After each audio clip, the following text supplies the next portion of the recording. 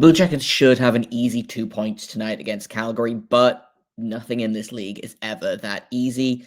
Let's break down tonight's game on Locked On Blue Jackets.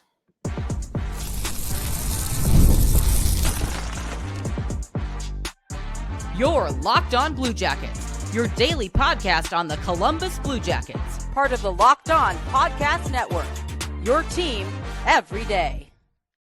Hello and welcome to Locked On Blue Jackets, part of the Locked On Podcast Network, your team every day. I am, as always, your host, Jay Foster, here to give you the good, the bad, and the ugly about your favorite team and mine, the Columbus Blue Jackets. Before we get things started, I want to thank everyone for making this your first listen of the day every single day. Locked On Blue Jackets is free and available on all podcast platforms and over on YouTube. I also have to let you know that today's episode is brought to you by FanDuel.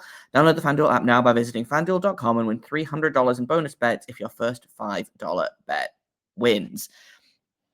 Let's talk about the Calgary Flames, who are definitely a team. No, that's maybe a little bit unfair to the Flames for being so snarky about it immediately off the bat. The Flames are struggling this season. I think a lot of people saw this coming. They've kind of been trending downwards basically since Gaudreau and Tkachuk left, right? Which was, God, 3 years ago now? And, you know, they should have done better than they did the past couple of years. They didn't. I think now we're really seeing the kind of, this is what this team looks like, right? Like, they've got some good younger pieces, but they're not ready yet. Really, the only, good young piece they have that is ready is, Dustin Wolf, who signed a big contract this summer.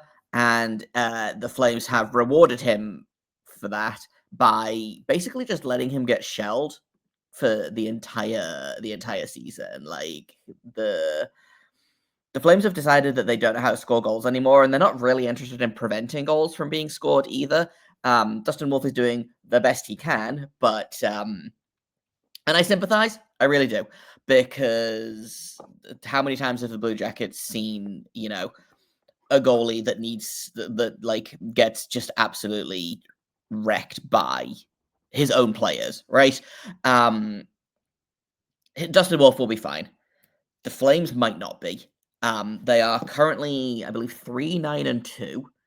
They just won their most recent game, but in their last 10 games, they're 2-6-2.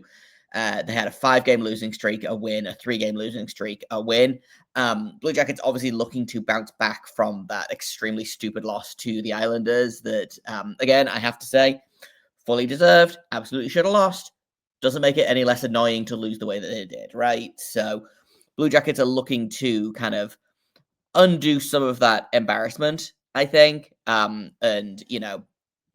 it'll help that they haven't played a game in a couple of days. I think the back-to-back situation really did kind of wear on them. They weren't good enough, but I understand that there are reasons for that, right? So Blue Jackets coming in well rested. They played Sunday night, and they haven't played again since then. So they've had 2 full days off plus all of today, essentially.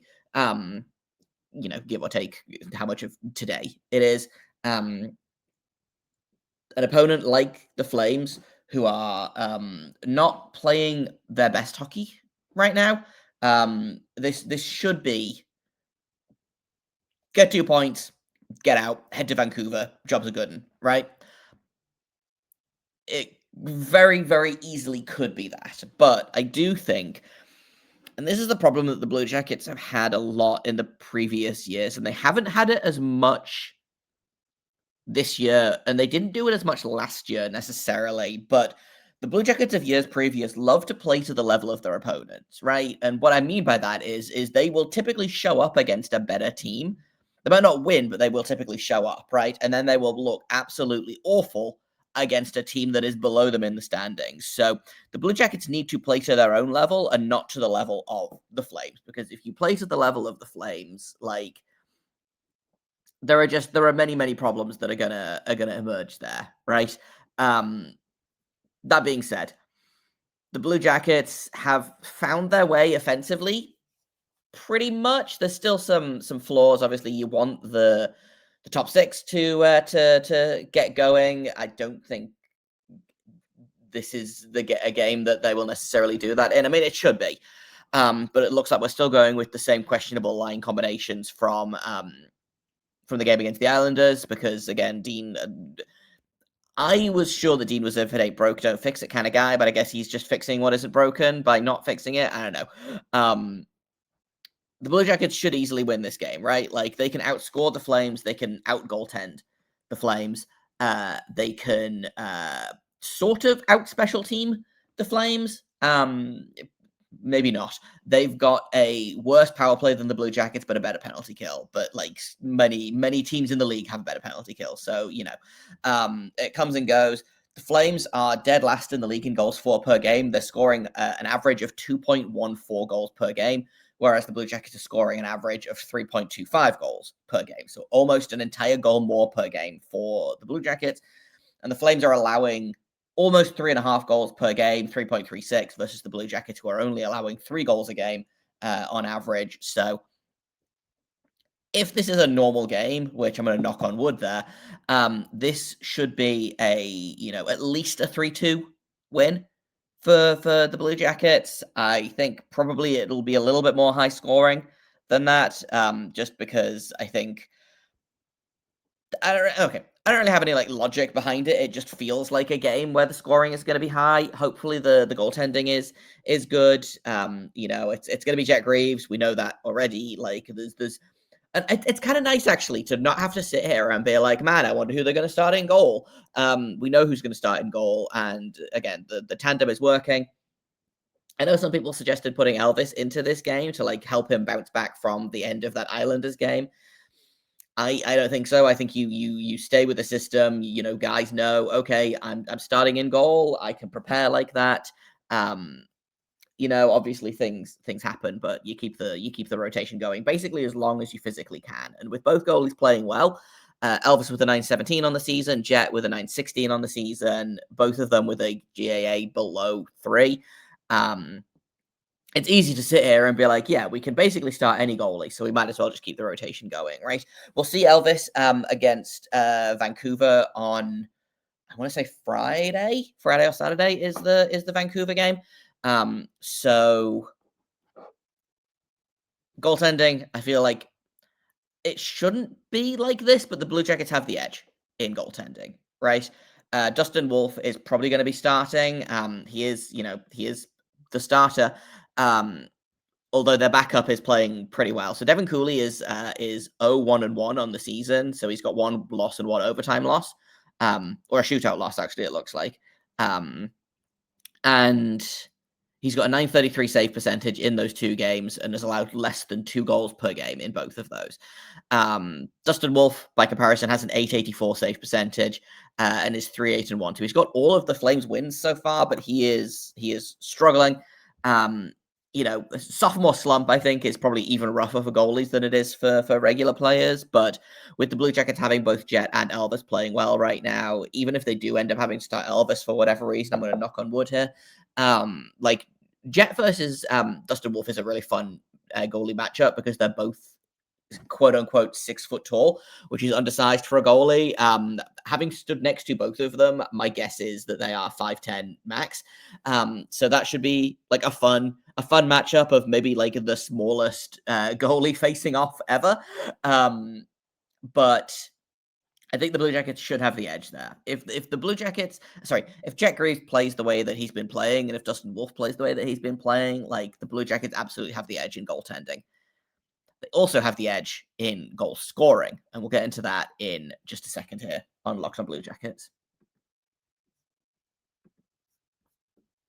First, I'm going to tell you about Rugia. Let's be real.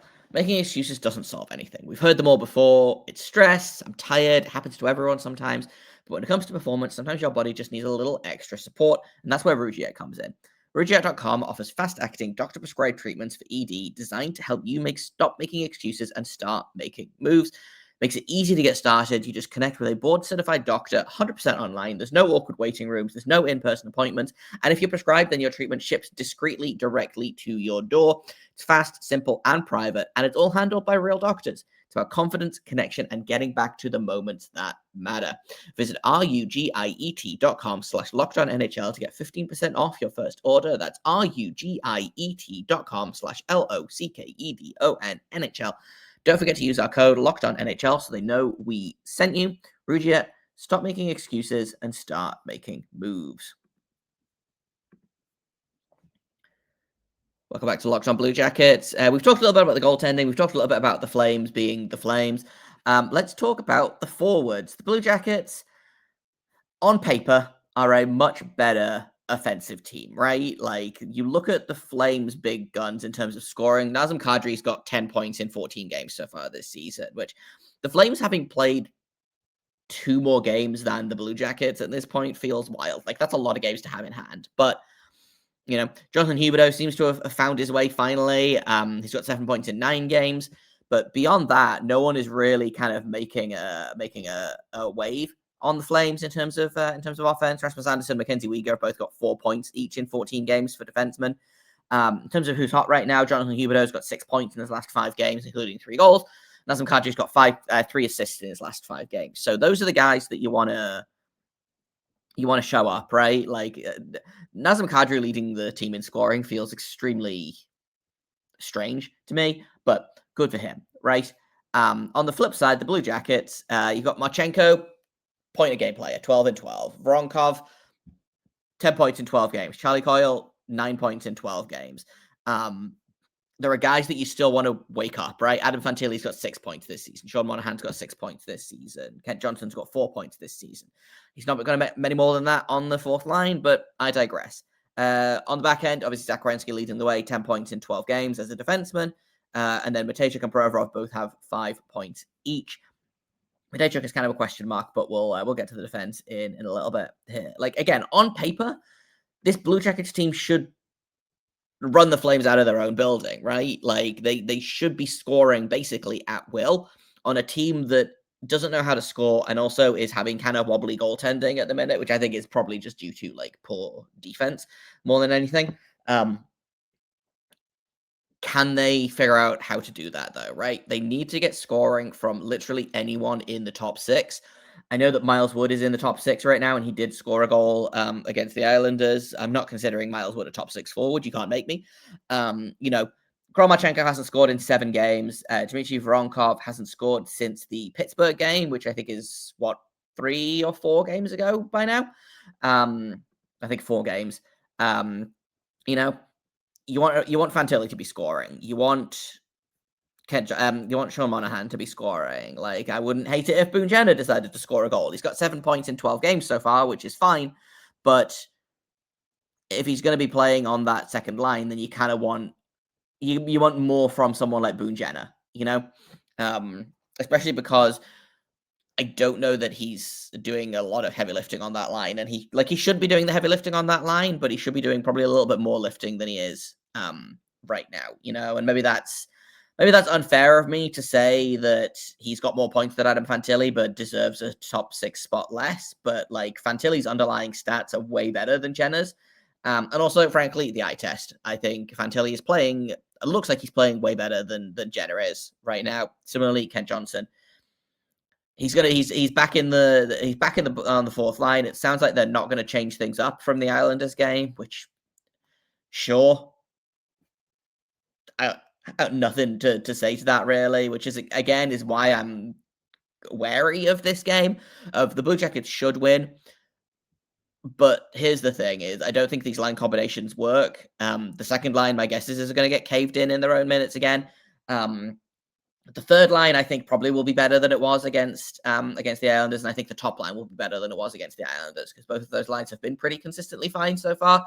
They were just both awful against the Islanders. So I assume that those lines will bounce back. I don't think the second line is going to be very good against the Flames, and I don't think that's going to change. While, again, like, I just feel like you're not putting Fantilli in a position to succeed, which is intensely frustrating, because for my money, you should be doing everything you can to get Fantilli to succeed. You should be throwing everything at him to get him to, to support him, instead of surrounding him with players that play the right way, and the right way is not really doing anything in terms of scoring.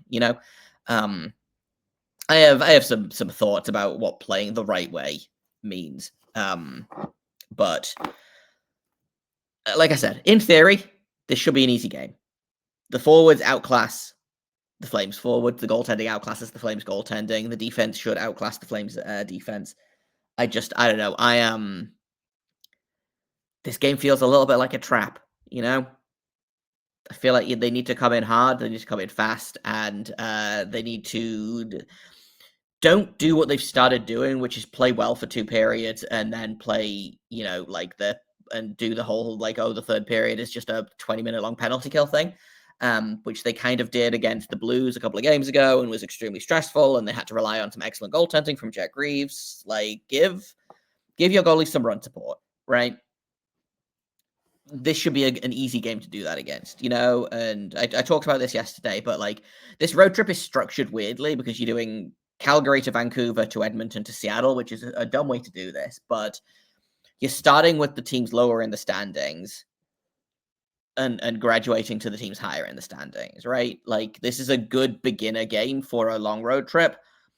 Get the 2 points from the Flames and get out, right?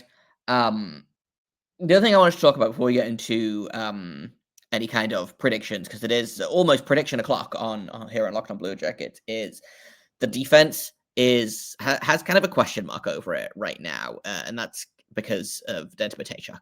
And so we'll talk about what's going on there in just a second here on Locked On Blue Jackets. First, I've got to tell you about FanDuel. The NBA is back, and there's no better place to get in on the action than FanDuel, the official sports betting partner of the NBA.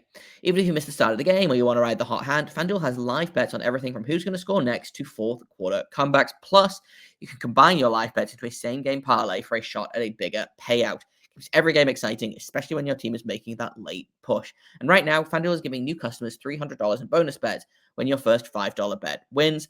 Head to FanDuel.com to sign up. Play your game with FanDuel, the official sports betting partner of the NBA.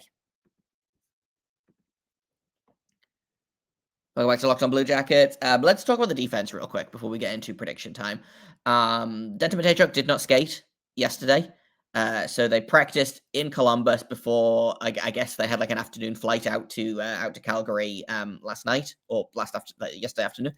No Denton Mateychuk on the ice. It sounds like they're going to just evaluate him and see what's going on there. He is banged up, not banged up enough to not play the third period of the Islanders game, but I wonder if it's the same thing, if it's flared up from, because he missed most of preseason, right? With that, was it a groin thing or a hip injury? And I wonder if there's something there, if that's flared up again.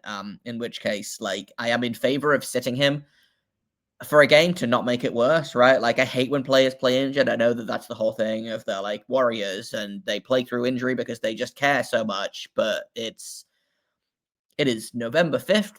It is the Calgary Flames. The Blue Jackets are 7-5 right now. Sit the kid. If you have to sit him for a game, sit him for a game. The worry then becomes what the defense looks like without Denton Mateychuk, right? Because my guess is that Fabro will go back up onto that top pairing with Werenski. You'll have Severson and Provorov on the second pairing, which is either going to be great or terrible and nothing in between. And then you've got that third pairing of Jake Christensen and Dyson Mayo. I know that Eric Branson is traveling with the team, but isn't going to be ready to play.